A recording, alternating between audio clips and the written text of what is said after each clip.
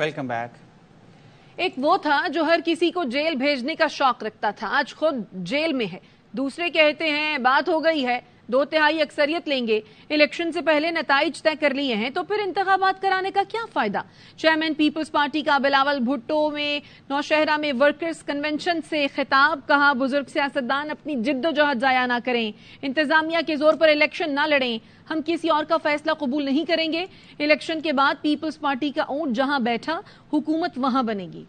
Commission chief justice फाइज ईसा साहब वो ensure करेंगे जब 8 फरवरी पे इलेक्शन हो तो कोई उंगली ना उठा सके।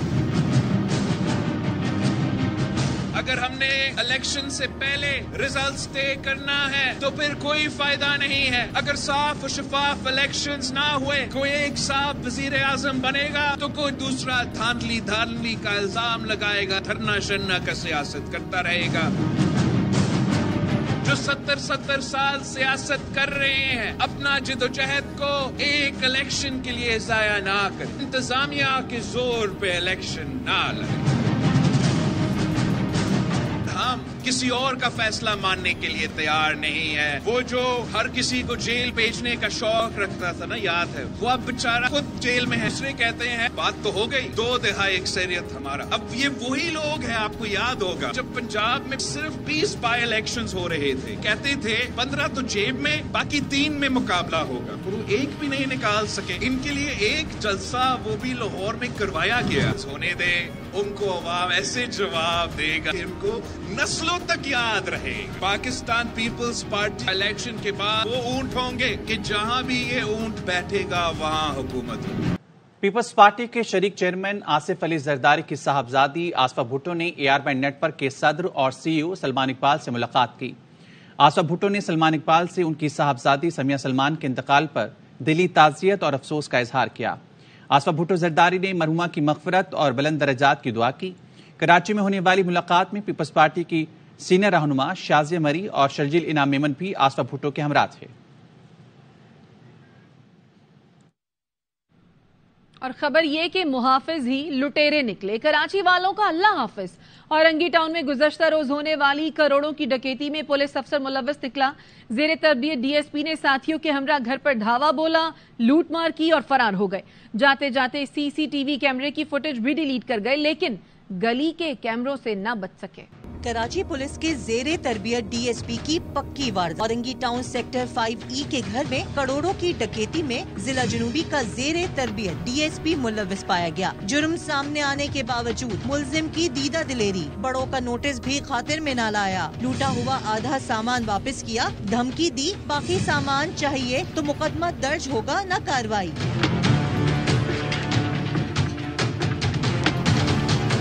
डकैती की वारदात हफ्ते इतवार की दरमियानी शब की गई। मुतासिरा खानदान का कहना है कि डकैत पुलिस यूनिफॉर्म और सादा लिबास में घर में दाखिल हुए। 15 से जायद मुलजिमान police mobile, we go, pickup car और मोटरसाइकिलों पर आए थे। 2 करोड़ रुपए, 80 तोला सोना और दीगर कीमती सामान लूट कर ले गए। जाते हुए CCTV जाया कर दी, लेकिन गली में लगे कैमरे की मदद से पकड़े गए। पुलिस जराये का कहना है कि DSP Umair Tariq and special party पहले भी गैर कानूनी छापों में मुलव्वस रही है। लाहौर किला के डिफेंस में 6 अफराद के जांबाहक होने के केस में पेशरफ। पुलिस ने कम उम्र ड्राइवर अफनान के दोस्त इब्राहिम को गिरफ्तार कर लिया।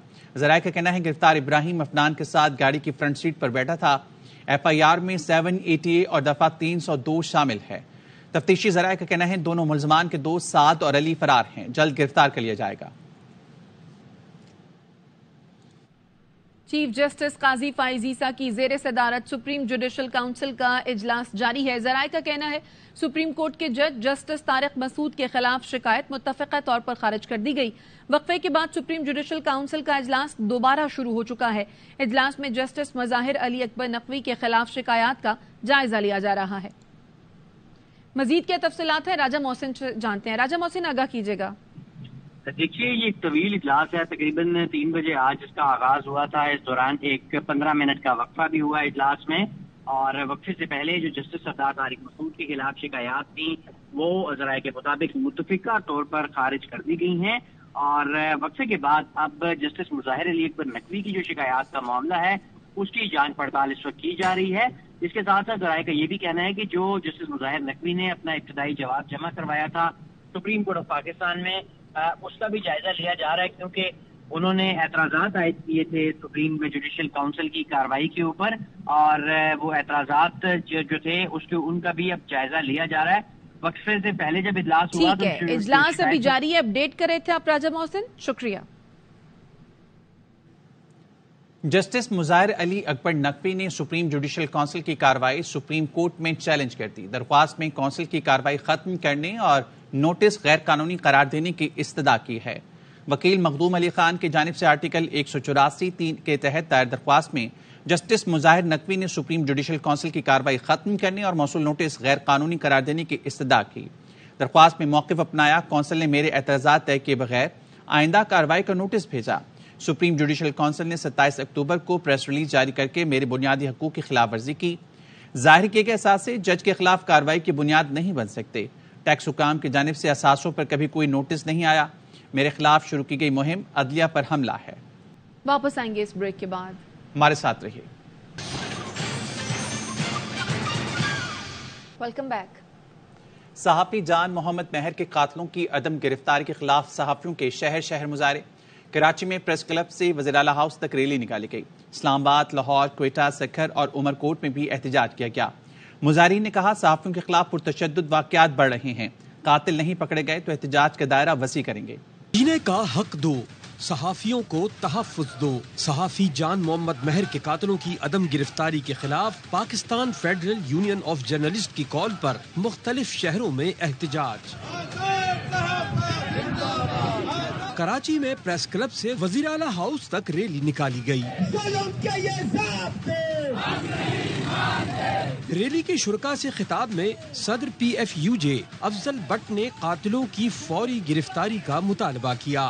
120 جرنلسٹ اب تک شہید ہو چکے۔ جان محمد مہر کا قتل ٹیسٹ کیس ہے۔ ہم اس وقت تک چین سے نہیں بیٹھیں گے جب تک قاتل گرفتار نہیں ہوں گے۔ اسلام آباد، لاہور اور کوئٹہ کے صحافی بھی سڑکوں پر نکل آئے۔ جان محمد مہر کے قاتلوں کو فوری گرفتار کر کے کبر کردار تک پہنچایا جائے۔ پولیس جو ہے وہ اتنی بے بس ہو گئی ہے کہ قاتلوں کو گرفتار نہیں کر سکتی۔ PFUJ نے ہمیں کہا تو ہم بلوچستان میں بھی دھرنا دیں گے۔ سکھر اور عمر کوٹ میں بھی احتجاج کیا گیا۔ شرکاء کا کہنا تھا قاتلوں کو نہ پکڑا گیا تو غیر معینہ مدت تک احتجاج کریں گے۔ دورہ آسٹریلیا کے لیے قومی ٹیم کے 18 رکنی اسکواڈ کا اعلان کر دیا گیا۔ نوجوان بیٹر سائم ایوب پہلی بار ٹیسٹ اسکواڈ میں شامل۔ شان مسعود ٹیم کے کپتان، بابر اعظم، شاہین آفریدی، محمد رضوان، سرفراز احمد اسکواڈ کا حصہ ہیں۔ چیف سلیکٹر وہاب ریاض کہتے ہیں حارث رؤف کو ٹیسٹ اسکواڈ میں شامل کرنا چاہتے تھے، وہ مکمل فٹ ہے مگر دورے سے معذرت کر لی۔ حارث رؤف کی عدم دستیابی کا ٹیم کو نقصان ہو سکتا ہے۔ نگراں وزیراعظم انوار الحق کاکڑ نے غزہ میں قتل عام کو بچوں کا ہولوکاسٹ قرار دے دیا۔ تقریب سے خطاب میں کہا بچوں کے عالمی دن پر غزہ کے ان بچوں کا خیال آیا جنہیں خاک و خون میں نہلا دیا گیا، جن کے ہاتھ پاؤں سر سلامت نہیں، صرف لاشیں پڑی ہیں۔ پروفیشنل فوج سے لڑتی ہے، نہتے بچوں کو قتل نہیں کرتی۔ اسرائیل خود کو بونا ثابت کر رہا ہے۔ But when I was thinking about this Universal Child's Day, the children of Gaza was coming to my mind. Not intact children, not protected children who have lost somewhere arms, somewhere legs, lost their heads. The corpses are left. I would term it as a child's holocaust in that strip of Gaza. The state of Israel, every moment, every hour, they are proving to be dwarfs. The professional militaries fight professional soldiers. The professional militaries do not kill unarmed children. The people who claim to be the followers of Moses, they are following the footsteps of pharaohs. I think so United Nations is losing its sense of purpose. The international community is losing its sense of calling itself responsible nations and governments. This children's holocaust has to stop, and it has to stop now. دنیا بھر میں آج بچوں کا دن منایا جا رہا ہے، لیکن غزہ کے بچوں کی پکار کوئی سننے والا نہیں۔ فلسطینی بچے بے یار و مددگار ہیں۔ ننھے منھے بچے اسرائیلی بمباری کی زد میں ہیں، زخموں سے چور ہیں، ملبے تلے دفن ہیں، بھوک پیاس سے بے حال ہیں، گھر بار سے محروم ہیں، اور جمہوریت اور انسانی حقوق کی علمبردار ریاستیں اور عالمی طاقتیں تماشائی بنی ہوئی ہیں۔ فلسطینی بچے اپنے عالمی دن پر جینے کے حق کا مطالبہ کر رہے ہیں۔ اپنی معصوم خواہشوں کا اظہار کر رہے ہیں۔ غزہ کے الشفا اسپتال کو تباہ کرنے کے بعد اسرائیلی فوج نے انڈونیشیا اسپتال پر بم برسا دیے۔ حملے میں ڈاکٹر سمیت 12 فلسطینی شہید ہو گئے۔ صہیونی فوج العودہ اسپتال پر بھی چڑھ دوڑی۔ 7 اکتوبر سے جاری اسرائیلی یلغار میں شہداء کی مجموعی تعداد 13,000 سے تجاوز کر گئی۔ فلسطینی وزارت صحت اور حماس نے اسرائیلی فوج کا الشفا اسپتال میں 55 میٹر لمبی سرنگ ہونے کا دعویٰ مسترد کر دیا۔ امیر جماعت اسلامی سراج الحق کہتے ہیں بھارت میں ورلڈ کپ کرکٹ گراؤنڈ میں آسٹریلین شہری نے فری پیلسٹائن کی شرٹ پہن کر دنیا کی توجہ غزہ کی طرف دلائی۔ اکیلا شخص ان حکمرانوں سے بہتر ہے جو اثر و رسوخ کے باوجود اس بڑے سانحے پر خاموش ہیں۔ آباد ہندوستان میں ورلڈ کپ فائنل میچ ہو رہا تھا۔ گراؤنڈ میں نریندر مودی خود موجود تھے۔ ایک آسٹریلین شہری جو غیر مسلم تھا فری فلسطین شارٹ پہنے ہوئے گراؤنڈ میں حاضر ہو گئے اور دنیا کو پیغام دیا کہ میں غزہ کے لوگوں کے ساتھ ہوں، اور میں سمجھتا ہوں کہ کل کا میچ آسٹریلیا نے نہیں بلکہ مسٹر جان نے جیتا ہے۔ اپنے عمل سے، اپنے کردار سے دنیا بھر کے لوگوں کو اس نے اپنا پیغام پہنچایا۔ یہ اکیلا مسٹر جان ہمارے اس بے جان حکمرانوں سے بہتر ہے جو اپنے بے انتہا وسائل کے ساتھ، اثر اور رسوخ کے ساتھ اس بڑے سانحے پر خاموش ہیں اور منافقت کا کردار ادا کر رہے ہیں۔ سوشل میڈیا پر ملک کی سلامتی کے خلاف بے بنیاد پروپیگنڈا کیا جا رہا ہے۔ عوام کو ادراک ہے ہمارا دشمن کیا کھیل کھیلنا چاہتا ہے۔ وزیراعظم کے معاون خصوصی طاہر اشرفی کہتے ہیں فلسطین کو سب سے پہلے امداد بھیجنے والوں میں پاکستان شامل ہے۔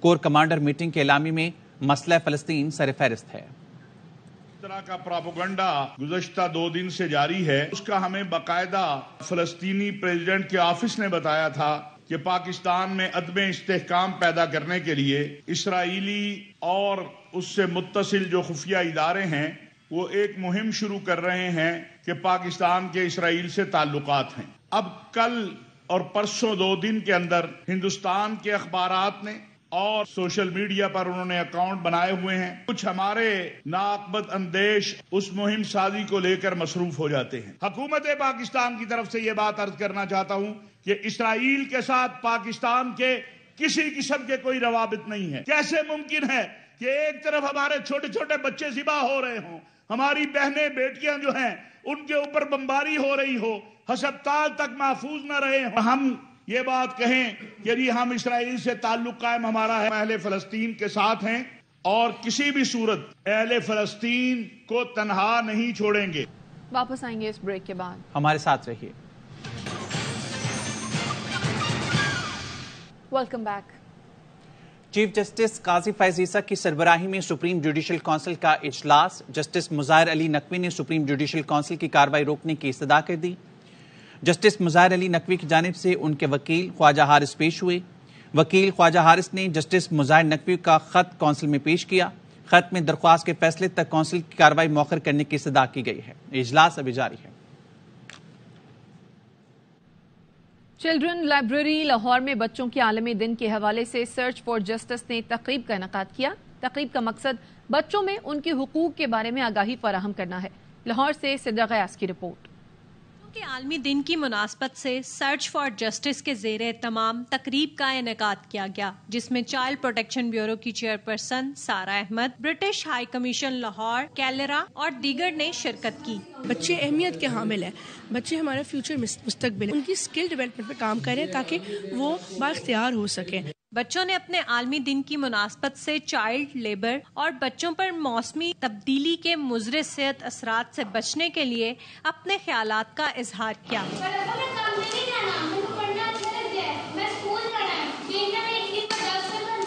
بچوں نے تقریب میں ٹیبلو پیش کیے اور آگاہی سٹالز بھی لگائے۔ آج ہمارا عالمی دن ہے اور میں دنیا کو یہ پیغام دینا چاہتا ہوں کہ یہ بچوں کی پڑھائی کرنے کی عمر ہے، ان سے یہ حق ان کا نہ چھینا جائے۔ بچے کا حق ہے وہ تعلیم حاصل کرے، وہ اپنے ماں باپ سے پیار کرے، ان سے قریب رہے۔ ہمیں بچوں سے مزدوری نہیں کروانی چاہیے، اس کے بجائے ہمیں بچوں کو پڑھانا چاہیے۔ تقریب کے اختتام پر جیتنے والے طلبہ و طالبات میں انعامات تقسیم کیے گئے۔ کیمرامین وارث جمال کے ساتھ صدرہ غیاث، ARY نیوز لاہور۔ بزنس کیسے کرتے ہیں بچے ابھی سے سیکھنے لگے۔ کراچی سٹارٹ اپ آئیڈیاز کے حوالے سے ایونٹ ہوا، 9 سے 15 سال تک کے بچوں نے سٹال لگائے۔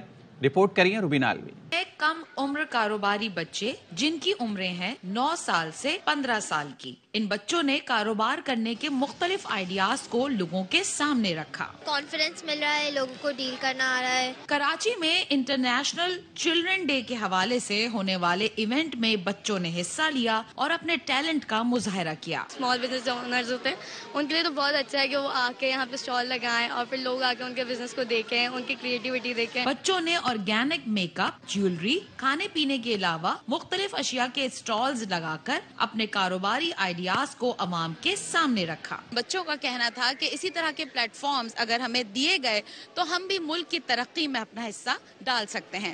کیمرہ مین محمد ذیشان کے ساتھ Rubina levy, ARY news Karachi.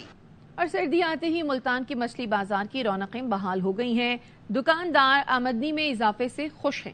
خریدار کہہ رہے ہیں ابھی قیمت بھی مناسب ہے. رانا فاروق کی رپورٹ. ملتان میں موسم بدلا تو مچھلی منڈی کی رونقیں بھی بحال ہو گئیں، جہاں ہر طرف چہل پہل دکھائی دیتی ہے اور شہری مچھلی کی خریداری میں مصروف نظر آتے ہیں. ڈمرا مچھلی لینے آئے ہیں اور سردیوں کا موسم ہے، بچے بہت شوق سے کھاتے ہیں اور صحت کے لیے بہت مفید ہے. موسم تھوڑا اچھا ہو گیا ہے تو سوچا اب مچھلی لے آئیں. سردیوں میں زیادہ مزہ آتا ہے مچھلی کھانے کا. میرا دل کر رہا تھا مچھلی لے جاؤں بچوں کے لیے.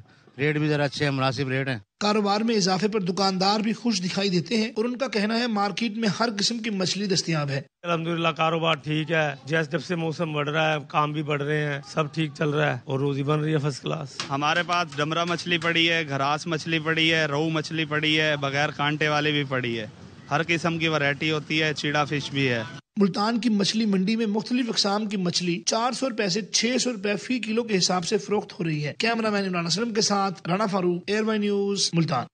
نیوز بلیٹن سے فی الحال اتنا ہی. دیکھتے رہیے ARY نیوز.